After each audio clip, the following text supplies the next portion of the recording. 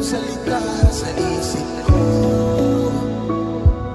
Ako'y litong-litong, pwede bang ako ay tulungan nyo? Natakasan na nakakahilong pag-ikot ng mundo.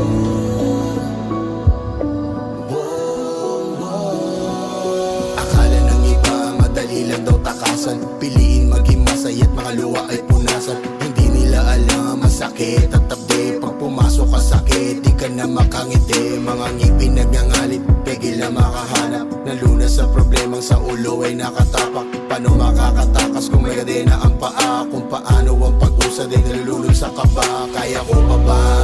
Tanong ko yan palagi, kayanin mo ba? Sagot naman ang labi, laging atras sa bate ang mga desisyon, dahil laging tumidepende sa tunay na sitwasyon. Bilang nila ang lahat ng iyong pagkakamali, ang mga tama mo naman sa kanila'y walang silbi. Kaya huwag mong dip-dipin ang kanilang mga kutya, dahil balang araw aangat ka at sila naman ang hihingala. Sa mga naririnig ko salita sa isip ko, ako'y litong-litong, pwede bang ako ay tulungan nyo? Natakasan na nakakahilang pag-ikot ng mundo.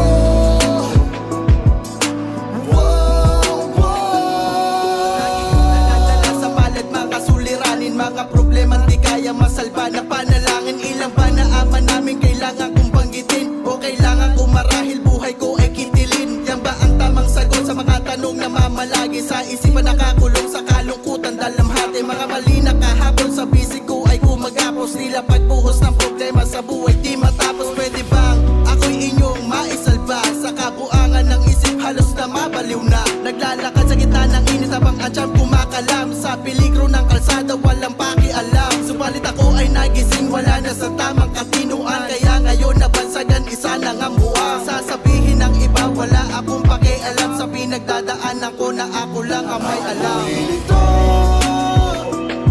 sa mga naririnig ko salita sa isip ko, ako'y litong-litong, pwede bang ako ay tulungan nyo? Natakasan na nakakahilong pag-ikot ng mundo.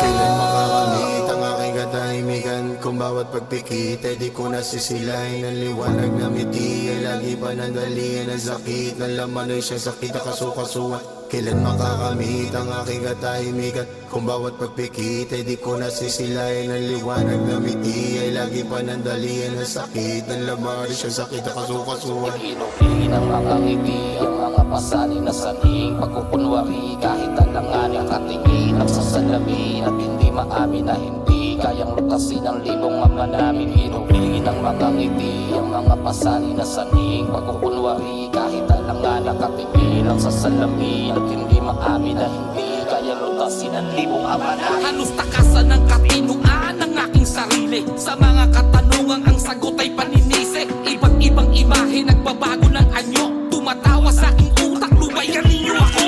Paano tatakasan? Paano makakaiwas kung sa bawat aakbay sa'yo ay nagiging ahas? Ipikit man ang mga mata o kahit magkulong, paulit-ulit kong naririnig ang mga bulong. Tumatang tama ng mali, anong mali sa merong tama? Mali bang magkaroon ng tama kung maling akala? Pinipilit ko mawala sa edad na takbo'y paurong sa mga rehas na hinako ng mga tandang pananong. Gulong-gulo lang di malamang namumusal ang dasal, ang kasagot ay makikita nga ba sa mga banal? Ginugulong mga dasal habang ako'y sinasakalang, tinuturong kasagutan na yang magpatiwag.